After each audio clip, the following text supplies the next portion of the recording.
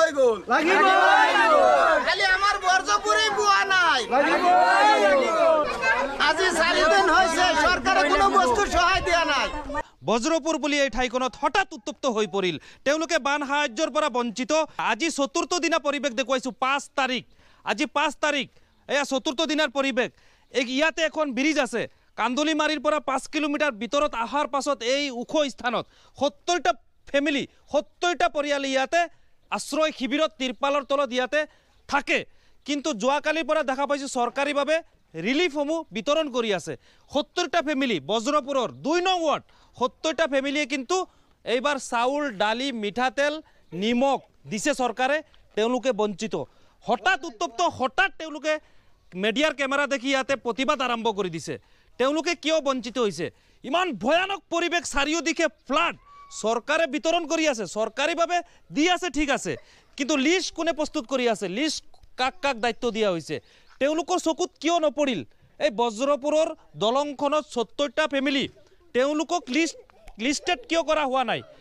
DC মহোদয়ৰ ওচৰত ভিডিঅ'টো শ্বেয়াৰ কৰক। ডিচি মহোদয়ে বস্তুটো তদন্ত কৰিব লাগে যে এই 70টা ফেমিলিক কোনে লিষ্টৰ পৰা বঞ্চিত কৰিছে, তেওঁলোকৰ লিষ্ট কিয় প্ৰস্তুত হোৱা নাই। আৰে তেওঁলোক বানাক্ৰান্ত, তেওঁলোকৰ ঘৰ দুৱাৰ যেতিয়া পানীৰ তলত ডুব যায় তেতিয়া এই ব্ৰিজখনৰ ওপৰত আহি তেওঁলোকে ইয়াতে আশ্ৰয় গ্ৰহণ কৰে। ইয়াতে এনেকুৱা এখন ঠাই য'ত আমি নাৱৰে আহিছোঁ, চাৰিওফালে সাগৰ, একেবাৰে সাগৰ, কেৱল মাত্ৰ আশ্ৰয়। জীয়াই থাকিবলৈ হ'লে এই ব্ৰিজখন তেওঁলোকৰ বাবে শেষ আশা, শেষ ভৰসা। আৰু এই ঠাইত আমি 2022ত মাৰ্কাজুল মাৰিফৰ লগত আমি যেতিয়া ৰিলিফ বিতৰণত আহিছিলোঁ, এই ঠাইত বিতৰণ কৰি গৈছিলোঁ। চেয়াৰমেন নুৰুল হক নেকি তেওঁ লগত আছিলে। এই ঠাইত মাৰ্কাজুল মাৰিফৰ নাৱৰ সুত সোমাইছিলে। এইফালে নাও 5খন 10খন নাও এই ব্ৰিজত আহিছিলে বজ্ৰপুৰৰ। কিন্তু ইয়াতে চাওক, যদি ইমান কেইটা পৰিয়াল ইয়াতে থাকে তেতিয়াহ'লে আজি চতুৰ্থ দিনা তেওঁলোকে এনেকুৱা প্ৰতিবাদ মিডিয়াৰ কেমেৰা দেখি এনেকুৱা উত্তপ্ত পৰিৱেশ কৰি তুলিছে। আজি চাওক এই লিষ্টৰ পৰা কোনে বঞ্চিত কৰিছে। মইতো কওঁ ডিচি মহোদয়ে তেওঁক ডাইৰেক্ট তলব কৰিব লাগে আৰু তেওঁৰ ওপৰত ডাইৰেক্ট ইনকুৱাৰী কৰিব লাগে। কিয় বানাক্ৰান্তসকলৰ লগত কি ল'ৰা ধেমালি খেলিবলৈ আহিছে নেকি?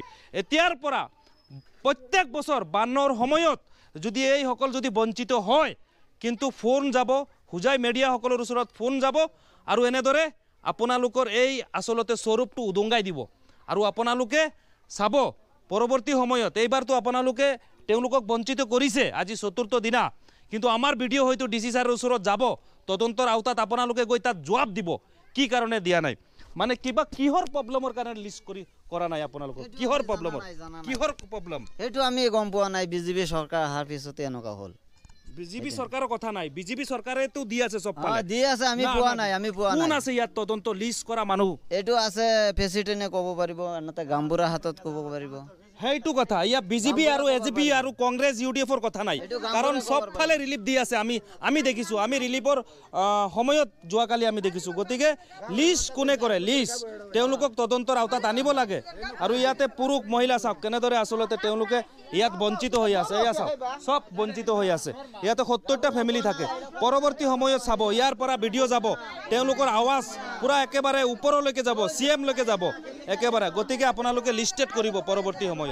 আমার অত বড় 22 নাম্বার গড্ডা ভাঙ্গা পড়ছে, কেউ আমার গড্ডা তদন্ত করছে না।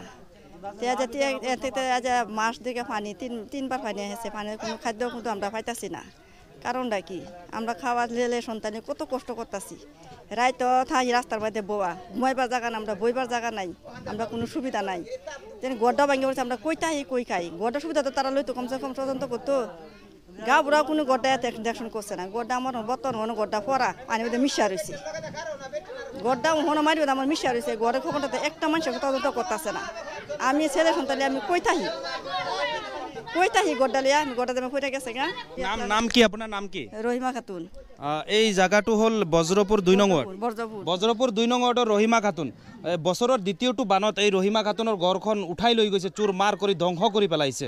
কিন্তু বৰ্তমান সময়লৈকে কোনো গড়খনৰ ক্ষতিপূৰণ চৰকাৰীভাৱে হ'ব বুলি চৰকাৰীভাৱে কোনো ধৰণৰ লিষ্ট কৰি যোৱা নাই, ইনকুৱাৰী কৰি যোৱা নাই।